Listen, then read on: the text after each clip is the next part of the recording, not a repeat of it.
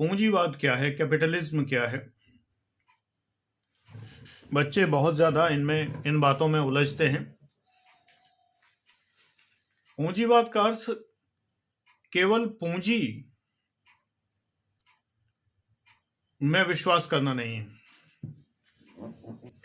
इसका अर्थ यद्भाव्यम भी है, laces fair, LAISEZ FAIR, laces fair भी है।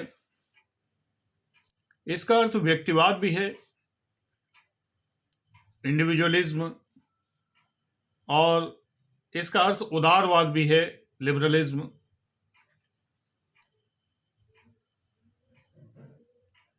पूंजीवाद एक अमेरिकन अवधारणा मानी जाती है, लेकिन असल में ये अमेरिकन अवधारणा नहीं है।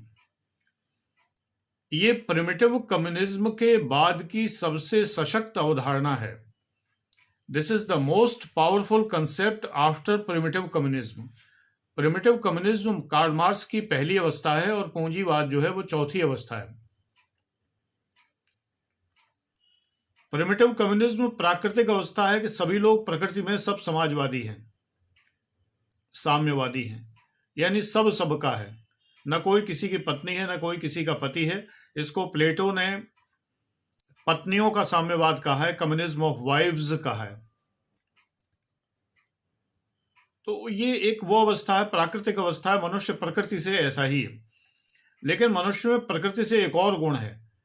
एग्जैक्टली कुछ लोग कहते हैं मनुष्य प्रकृति से साम्यवादी है, कम्युनिस्ट है, क्योंकि वो सब कुछ अपनाना चाहता है, सब कुछ अपना, सब मेरा हो। जैसे तमाम पुरुष सोचते हैं संसार की समस्त स्त्रियां मेरी हों, या स्त्रियां सोचती हैं संसार के समस्त पुरुष मेरे हों, ऐसा वो लोग कहते हैं। मैं तो ना सोचूं कभी भी ऐसा। तो वहां पर एक ऐसा भाव है, प्राकृतिक भाव के सब मेरा है और हम सब मिलकर इसका उपभोग करेंगे। ये मनुष्य की प्राकृतिक एक इंस्टिंक्ट है, बेसिक इंस्टिंक्ट है। यौन भावना, सेक्स की फीलिंग बेसिक इंस्टिंक्ट है। सेक्स समाजवाद से ही जुड़ा हुआ है, यानी साम्यवाद से ही जुड़ा हुआ है, क्योंकि जो अच्छा लगा उसी से सेक्स की इच्छा, यही साम्यवाद है। कम्युनिज्म, प्रिमिटिव कम्युनिज्म है कि मतलब सब जिसकी संपत्ति देखी ये मेरी हो जाए, ये है ना। तो फैक्ट ये है कि ये मनुष्य की आदिम इच्छा है, जिसको कहते हैं आदिम इच्छा। लेकिन मनुष्य की एक दूसरी आदिम इच्छा, ये बात सिर्फ आनंद प्रदीक्षित ही आपको बताएंगे, यानी कि मैं। मनुष्य की दूसरी आदिम इच्छा है पजेशन, ज्यादा से ज्यादा चीजों को इकट्ठा कर लें, कलेक्शन, पजेशन। ये बात सबसे पहले हमारे धर्म ने पहचानी, और धर्मों में भी होगा, मैं सबका अध्ययन का दावा नहीं करता, लेकिन हमारे धर्म ने पहचानी ये बात और कहा, क्योंकि धर्म बहुत पुराना, हिंदू धर्म जिसका कि आदि अंत नहीं है, एकदम से प्रारंभिक अवस्था से चला आ रहा है। बाकी सब धर्म उदय हुए, किसी महापुरुष ने उनको जन्म दिया, लेकिन हिंदू धर्म अपने आप ही स्वतः ऑटोजेनेसिस है। तो हमारे यहाँ ये बात कही गई कि अपरिग्रह, फिर बाद में अन्य धर्मों में भी कही गई अपरिग्रह, यानी कि ज्यादा चीजें इकट्ठी न करना। माने कि जो इस धर्म के प्रतिपादक थे वो बहुत अच्छे से जानते थे कि इंसान का एक स्वाभाविक नेचर है कि वो ज्यादा से ज्यादा चीजें इकट्ठी करना चाहता है, कलेक्शन, कलेक्शन एंड कलेक्शन। तो अपरिग्रह की बात की गई। इसलिए ये मनुष्य का दूसरा प्राकृतिक गुण है पूंजीवाद, यानी साम्यवाद पहला प्राकृतिक गुण है तो पूंजीवाद दूसरा। लेकिन समाजवाद क्या है? राज्य का गुण है, वो मनुष्य का गुण नहीं है। मनुष्य तो गैर बराबर है। अमर्त्य सेन ने कहा है कि इनइक्वालिटी इज इनएविटेबल, असमानता अपरिहार्य है। असमानता तो होगी ही, ये प्राकृतिक है, लेकिन राज्य उसको बराबर करने का काम करता है। इसीलिए संविधान की उद्देशिका में हम संकल्प लेते हैं कि हम आर्थिक न्याय और सामाजिक न्याय पैदा करेंगे, भाईचारा पैदा करेंगे, फ्रेटर्निटी। ये पैदा की जाती हैं चीजें, मतलब ये जनरेट की जाती हैं। लेकिन ऑटोजेनेसिस किन चीजों का है? जो ओरिजिनलिटी है वो किस चीज की है?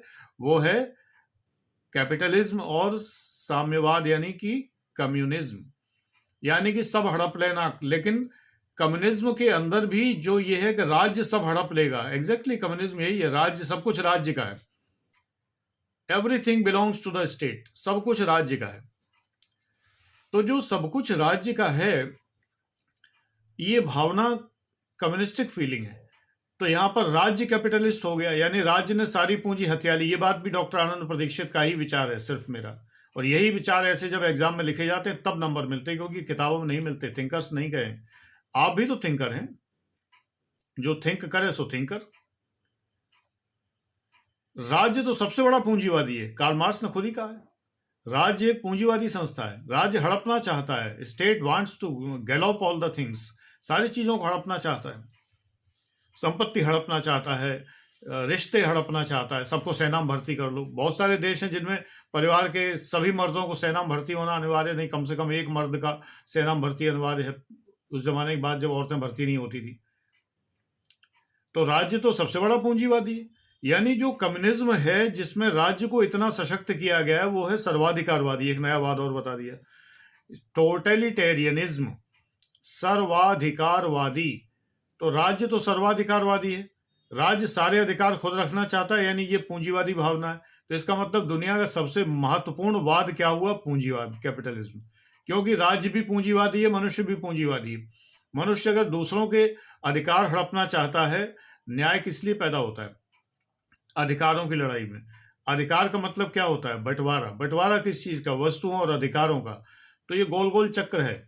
ये अधिकारों से ही न्याय पैदा होता है, न्याय की स्थिति पैदा होती है। प्लेटो का न्याय पढ़िए। तो पूंजीवाद क्या है कि खूब पूंजी कमाओ, जो मर्जी आए करो, अवैध धंधे ना करो, लेकिन पूंजी कमाओ, कुछ नियमों के अंतर्गत रहते हुए। Laces fair. भारत में नियम बहुत ज्यादा हैं, तो ये समाजवादी है देश है। यहाँ पर कोटा है, परमिट है, ज्यादा मतलब परमिशन ही नहीं देंगे। मोमबत्ती बनाने का उद्योग लगा रहे हैं तो मोम नहीं मिलेगा ज्यादा। 1 टन का कोटा मिलेगा, तो 1 टन मोम से बना लो जितनी मोमबत्ती बना सकते हो। फलाना रॉ मटेरियल है, केमिकल इतना ही मिलेगा, अब आप जो बनाना चाहें बना लिए। प्लास्टिक दाना का कोटा बना हुआ है, प्लास्टिक का उत्पादन करना चाहते हैं, कर ही नहीं सकते। यानी इंदिरा गांधी के जमाने में इनकम टैक्स 93% तक था, 93% तक। यानी कि आप 1 करोड़ रुपया कमाएंगे तो 93 लाख रुपया इनकम टैक्स देना पड़ेगा। 7 लाख रुपए के लिए आप क्यों कमाएंगे? फिर सेल्स टैक्स भी देना पड़ेगा, और भी टैक्सेस होंगे। मतलब आप तो यूं ही परोपकार आए फलंती वृक्षा है कि परोपकार के लिए जो है अपना फैक्ट्री चला रहे हैं, सरकार के भले के लिए। सबसे बड़ी पूंजीवादी तो सरकार ही हो गई, और कहती अपने को समाजवादी थी। ये ढोंगी लोग थे एक्चुअली। सीधे सीधे जो पूंजीवाद है वो ढोंगी नहीं है। पूंजीवाद जो है वो है, लेकिन हजार बुराइयां हैं इसकी। पोस्ट मॉडर्निस्ट थिंकर्स पढ़िए, अल्थूजियर पढ़िए, हेबरमा पढ़िए, बॉड्रिलार्ड पढ़िए। ये सब मैंने विस्तार से पढ़ाए हैं गोल्ड बैच में, और थोड़े कम विस्तार से पढ़ाए हैं फाउंडेशन बैच में। पोस्ट मॉडर्निस्ट थिंकर्स जब आप लिखते हैं तो आपको नंबर अद्भुत मिलते हैं। इन सबका एक ही विचार है कि दिखावे की संस्कृति होती है पूंजीवाद। पूंजीवाद में दिखावे की संस्कृति ज्यादा है, यानी हम दिखाना चाहते हैं दूसरों को। इसलिए पूंजीवाद जो है वो मिलने में विश्वास करता है, एकांत में नहीं। जैसा कि मैं सदैव कहता हूं कि अकेले रहो मस्त रहो, पूंजीवाद के विरुद्ध है ये सिद्धांत। अगर हम अकेले रहेंगे तो किसको दिखाएंगे? मान लो मेरे पास जो है 20 जोड़ी पैंट शर्ट हो, तो मैं किसको दिखाऊंगा? अभी तो मैं तुम्हारे सामने बैठता हूं तो एक बार को बदल भी सकता हूं, कोट शर्ट पैंट वगैरह। लेकिन अगर मैं अकेले ही रहूं, बिल्कुल भी नॉर्मली, ज्यादा लोगों से ना मिलूं, तो मुझे क्या फर्क पड़ता है? यानी कि मैं फिर मेरा काम तो 3-4 जोड़ी में ही चल जाएगा। मुझे एसेसरीज की भी जरूरत नहीं है, बदल बदल के घड़ी बदलने की भी जरूरत नहीं है, पेन बदलने की जरूरत नहीं है, चश्मा बदलने की जरूरत नहीं है, मोबाइल बदलने की जरूरत नहीं है। लेकिन जब हम ज्यादा लोगों से मिलेंगे तो हमारे मन में आएगा, कुछ लोग कह सकते हैं अरे भाई फोन बड़ा पुराना हो गया, अब इसको बदल लो, है ना। एक जमाना होता था कि ऐसा फोन होता था इस तरह का, ये तो रिकॉर्डर है, लेकिन लोग कहेंगे कि भाई फोन बदल लो। अब तो जमाना बीत गया, अब देखो स्मार्टफोन आ गए, तो फिर आप कहेंगे भाई सब लोग टोकने लगे हैं, अब तो स्मार्टफोन लेना चाहिए।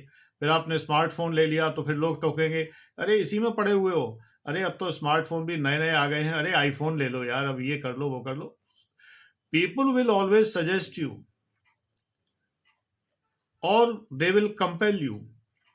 तो आप कंपेल होते रहेंगे। तो पूंजीवाद ये चाहता है कि आप ज्यादा लोगों से मिलें। फेसबुक इसीलिए तो लोकप्रिय हुआ कि आप जिनसे नहीं मिल पाते, फेसबुक के माध्यम से, ट्विटर के माध्यम से, किंडल के माध्यम से, और कुछ लोग तो टिंडर के माध्यम से, और किंडल नहीं, टिंडर के माध्यम से, और व्हाट्सएप के माध्यम से, स्नैपचैट के माध्यम से और पता नहीं किस किस माध्यम से आप जाने किस किस से मिल लेते हैं। लगा रहे लॉकडाउन तो क्या हुआ, लगे पड़े हैं, फिर भी मिलना जुलना बंद नहीं है। इसका तो आविष्कार ही इसलिए हुआ इंस्टाग्राम का कि आप तरह तरह की फोटो डाल के लोगों को आकर्षित कर सकें, लुभा सकें, अपनी कम्युनिटी बना सकें। और जब कम्युनिटी बनाएंगे तो चीजें बिकेंगी। ऑनलाइन शॉपिंग आ गई, आप घर बैठे सामान मंगा सकते हैं। ये पूंजीवाद है, दिखावे का अर्थशास्त्र है यहाँ पर। दूसरी बात शोकेसिंग है।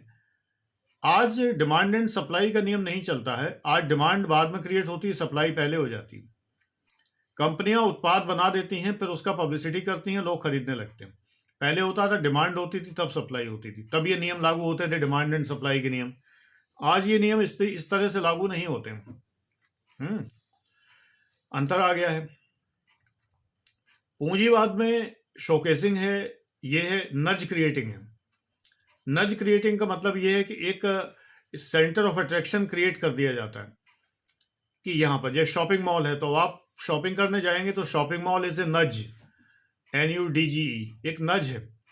वहां पर आप जाएंगे तो आपको शॉपिंग मॉल में घूमने फिरने को मिलेगा और लोग मिलेंगे, सजे धजे लोग हैं। आपको लगेगा कि मेरा पड़ोसी वहां बैठ के कैफे कॉफी डे में बैठ के कॉफी पी रहा था।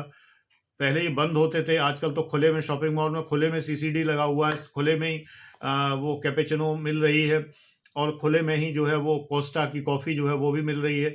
यानी कि बाहर ओपन में, ऊपर से तो सब कवर्ड होता है लेकिन ओपन में बना हुआ है जिससे कि दिखाई दे मेरा दोस्त कॉफी पी रहा है और वो वहां कोस्टा में पी रहा है और मैं जो हूं वो 15 रुपए की मशीन से निकलवाई हुई कॉफी पी रहा हूं, तो मुझे थोड़ी शर्म आएगी, तो मैं भी कोस्टा में जाऊंगा, है ना। मैं भी सबवे खाऊंगा, बर्गर और वो सब जो है उसमें भी क्वालिटीज हैं, उसके अंदर भी है। तो शोकेसिंग ज्यादा है, दिखावा ज्यादा है, नज क्रिएशन ज्यादा है। ये नज क्रिएशन ही है कि सीढ़ियों पे चढ़ते समय, जाते समय आपको कई छोटी छोटी दुकानें शॉपिंग मॉल से मिल जाती हैं। जिस समय आप एस्केलेटर पे जा रहे हो, सीढ़ी पे, लिफ्ट पे जा रहे हो, तो उस वक्त वहीं पे कुछ छोटी छोटी दुकानें लगी होती हैं जो छोटी छोटी रिंग्स हैं या सजावटी चीजें हैं या एसेसरीज हैं, पर्स हैं, जूते हैं, चप्पल हैं, ये वो। अचानक आपको उनकी चीजें कीमत कम लगने लगती है। भले ही आपकी जेब अलाउ नहीं करती, लेकिन लगता है अरे इतना जो ग्रैंड्योर है। असल में एक छोटी सी दुकान में एक चप्पल अगर 200 रुपए की रखी है तो वो आपको महंगी लगेगी, लेकिन एक बहुत बड़े शॉपिंग मॉल में एक चप्पल अगर 200 की है तो बहुत सस्ती लगेगी, क्योंकि वहां पे आप जो है रिलेटिवली आप बहुत महंगी चीजें देख रहे हैं। यानी एक आप पूरा एक एनवायरनमेंट देख रहे हैं जो बहुत कॉस्टली है, एयर कंडीशनड है, चारों तरफ बहुत खूबसूरत, बहुत सजे धजे, बहुत अमीर लोग घूम रहे हैं, तो आपको लगेगा 200 रुपए कुछ भी नहीं है, तो आप अपनी गाढ़ी बचत के भी 200 रुपए लगाने को तैयार हो जाते हैं उस चप्पल खरीदने के, जो शायद बाहर आपको 100 रुपए में मिल जाए। यही अर्थशास्त्र है पूंजीवाद का। पूंजीवाद में बहुत बड़ी कमियां हैं। ये लोगों के भावनाओं से कोई मतलब नहीं रखता, उनको इमोशनल मैनेजमेंट जबरदस्त करता है। ये इमोशनल इंटेलिजेंस कैपिटलिज्म बहुत ज्यादा है। ये सेंटेंस कहने वाले आनंद प्रदीक्षित ही हैं, दूसरा कोई मिलेगा नहीं आपको। ये बात मैं अक्सर बोल देता हूं, क्योंकि मेरा निष्कर्ष है कि पूंजीवाद सबसे ज्यादा इमोशनली इंटेलिजेंट है। वो आपके इमोशंस को बहुत मैनेज कर लेता है, आप उसके झांसे में आ जाते हैं, तो आपको वो लूट लेता है, ठग लेता है। क्योंकि पूंजीवाद में दिखावा इतना ज्यादा है कि आप आकर्षित हो ही जाते हैं। आपको लगने लगता है तमाम लोग तरह तरह से आपको, चाहे ना चाहे आपको, जैसे अब मुझे गैजेट्स का प्रेम है, तो लोगों ने कह के मैं इतने कम लोगों से मिलता हूं, फिर भी मेरे जो परिचित हैं वो मिलके, अरे आपने अभी तक एप्पल वॉच नहीं खरीदे। मेरे गुरुजी हमेशा कहा करते, जिनसे मैं योग सीखता था, हंस जी से, वो हमेशा कहते थे, मेरे पास एक स्मार्ट वॉच थी नो डाउट, लेकिन वो 7-8 हजार की थी, एक 3-4 हजार की भी थी। तो जब मैं वो पहनता था तो वो हमेशा कहते थे कि ये एप्पल वाली है क्या, आई वॉच है क्या, स्मार्ट वॉच है एप्पल की। तो इतने बार कहा गया, और कई लोगों ने मुझसे कहा, मेरे भांजे भतीजे भी कई बार कहते थे कि मौसा जी, फूफा जी वगैरह, आपके पास तो एप्पल की होगी जरूर, आप आज बांधे नहीं है। मुझे लगता था, तो आखिरकार मैंने ले ही ली। ये ऐसे ही दबाव डलता है समाज का, पूंजीवाद दबाव डलवाता है। यानी अगर हम नहीं खरीद सकते तो हम कुछ उन लोगों को प्रेरित करते हैं जो खरीद सकते हैं। ये पूंजीवाद का नज क्रिएशन है, ये इमोशनल मैनेजमेंट है। तो ये एक बहुत अजीब सी चीज है। अब मुझे बोस के स्पीकर्स का शौक है, मेरे ख्याल से जो आउट ऑफ मार्केट हो गए हैं वो मॉडल छोड़ के, जो अब, वरना तो मैं कम से कम 15-16 साल से बोस के सारे प्रोडक्ट खरीद ही रहा हूँ। स्पीकर्स जितने भी हैं, तो मेरे पास शायद ही कोई प्रोडक्ट हो जो ना हो बोस का।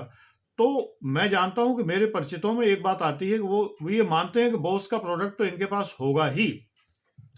मान के चलते हैं, एक बार एक बहुत छोटा सा स्पीकर था, 900 रुपए का, सिर्फ गोल गोल सा एक स्पीकर था, वो रखा। तो किसी ने मुझसे पूछा ये बोस का नया मॉडल है क्या?